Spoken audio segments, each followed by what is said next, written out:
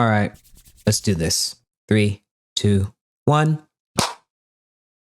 Let's rewind a bit. It's been 6 years since I graduated from art school with a degree in animation, and I left feeling like I had no idea what I was doing. I'm not going to put all the blame on my school, hence why I won't directly name them.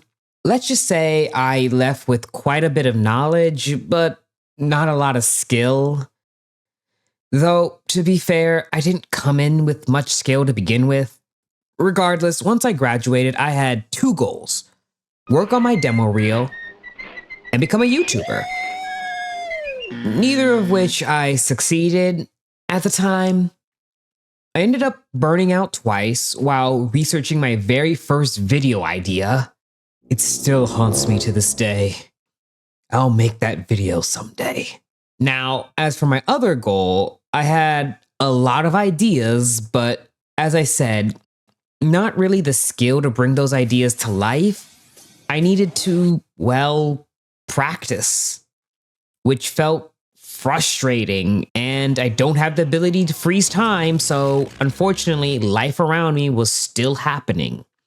I had to get a regular job, pay the bills, and with each day, I felt more and more drained, leading to a constant loop of me trying to practice and improve, only to get frustrated and feel like I'm not getting any better, resulting in me just stopping and restarting over and over again. And that was the cycle for the next 4 years. But as I said, it's been 6 years since I left school, so what's changed?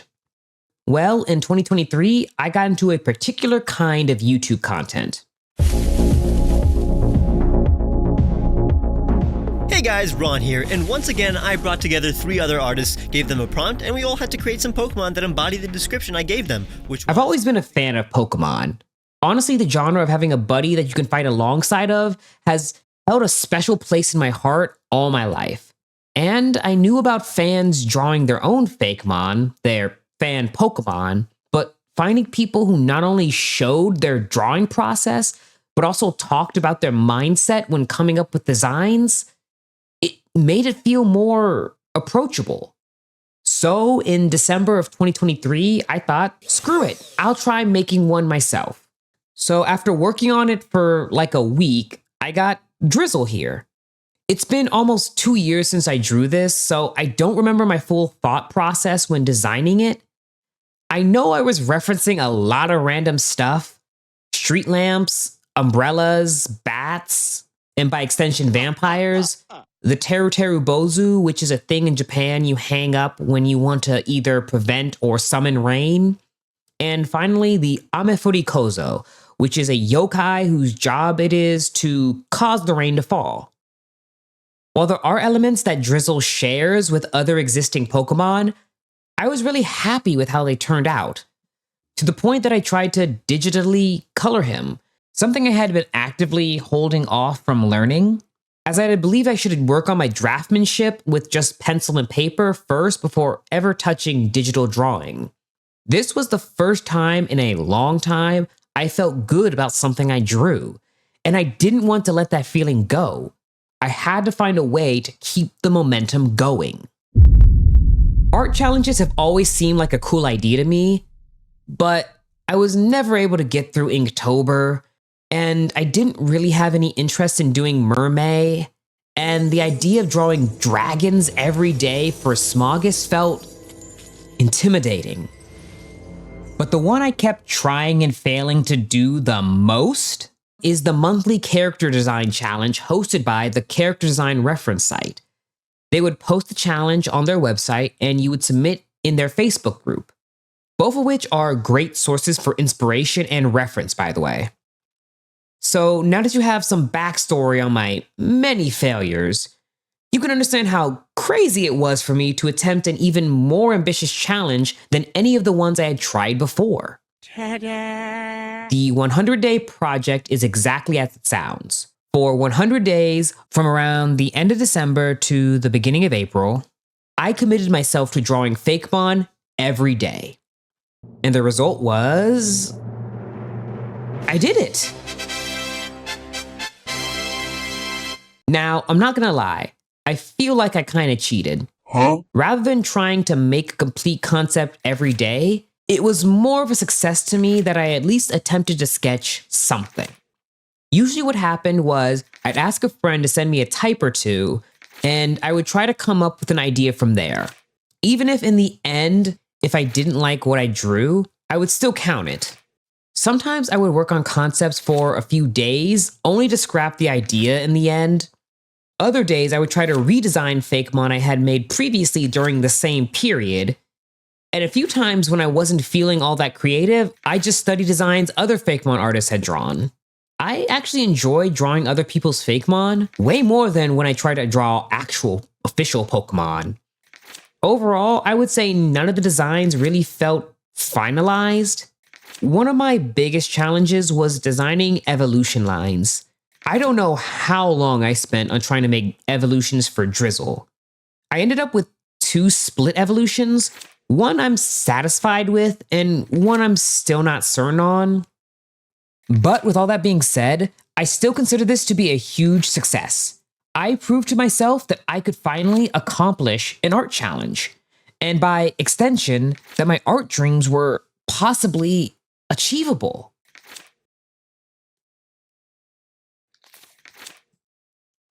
And then I stopped again. Yeah, habits are hard to break. To be fair, it wasn't like I stopped for no reason. I remember exactly what happened. I tried to draw a character, not a Fakemon, but an actual human-style OC, and I couldn't do it. Couldn't figure out the design, the body shape, nothing. I think this is the part of art that non-artists have a hard time understanding. Just because you can draw a person well, doesn't mean you know how to draw a horse or a car. While yes, the fundamentals of drawing can carry over, it still requires an additional measure of study and practice. I tried and I tried, but nothing felt right. All that confidence and satisfaction just slipped away. Back to feeling frustrated and lost. I don't know. Maybe it's just me. Maybe I just have no talent for art at all. Unfortunately, I'm way too stubborn to give up. I can't imagine a life for myself that doesn't involve making art. Whether it's drawing, telling stories, or whatever creative ideas I can come up with. No matter how many times I get frustrated and give up, I always start again, eventually. Because the urge to create is always there. I can't escape it. I don't want to escape it. I want to make stuff. I want to feel satisfied with the things I make, because I know deep down, if I ever truly gave up, I would lose myself.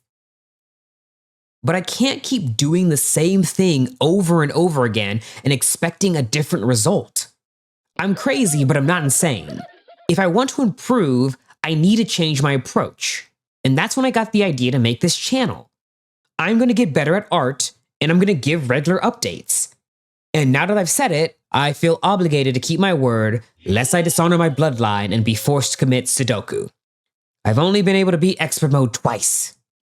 I also thought this might be motivating for others. You know, with our current era of people wanting to bring technology from sci-fi dystopian stories to life because they think they're cool, while completely ignoring that those are supposed to be warnings of things not to do. I do have a mouth and I have been constantly screaming. I thought it would be nice to see someone still trying regardless and not choosing to take the easy path just because it's easier. Now, before we end, I thought it would be a good idea, what with the topic and all, to design a new Fakemon just for this video. So of course, I started as I always do by asking my friend to give me a type. They gave me Electric Normal, and I, of course, took it well. But then I realized, hey, this is my channel. If I want to change things, then I can. So I decided to switch out the normal typing for something else. I don't know which channel gave me the idea, but I had Grass Electric on the brain, and after that, I very quickly came up with a concept. So So I went through my nerd knowledge and tried to think of a plant that has a relationship with electricity. My first thought was potato clock, but then I remembered a plant that makes your mouth grow numb and tingly when you chew on it. You know, tingly like being shocked. It's called the buzz button. And the name actually reminded me of another object with buzz in its name that is often associated with an electric shock. The joy buzzer. And who is generally depicted using a joy buzzer? Clowns. And if you take a close look at the tip of the buzz button, you will notice that it is red. You know, kind of like a clown's nose. Oh yeah, it's all coming together. So I had the idea. Now all that was left was figuring out the design. I decided to make them look more dressy, kind of like they're in a suit, while still reading as clownish. This was because I had one more source of inspiration that brought everything together. That being black and white vaudeville actors like Charlie Chaplin and Buster Keaton. Hence his cute little bowler hat, which I also found pictures of when I looked up clown hats. So without further ado, let me introduce you to Bazoon, the jokester Pokemon. Bazoon loves to sneak up behind and shock others before quickly running away. Despite their rambunctious nature, Bazoons in the wild have been observed to approach both people and Pokemon who are sad and try to cheer them up. Many trained Bazoons have gained fame as actors and comedians. So that's it for my first video. I don't plan to make my entire channel just about Fakemon. This was just the catalyst for making this channel, so I thought it was fitting. I hope to get my next video out in hopefully like a month. I think if I try to release these too quickly, my focus would shift more to making videos rather than improving at art, which would defeat the purpose of making this channel in the first place. Look, I need time to cook. Thumbnails like these don't just come out of thin air. Leave a like, don't forget to comment and subscribe. If you don't have a comment, you can just type, "I do have a mouth and I've been constantly screaming," to let me know you made it to the end. Have a good morning, noon, or night, whatever time it is for you. I just hope you have a good one. Until the next time, later.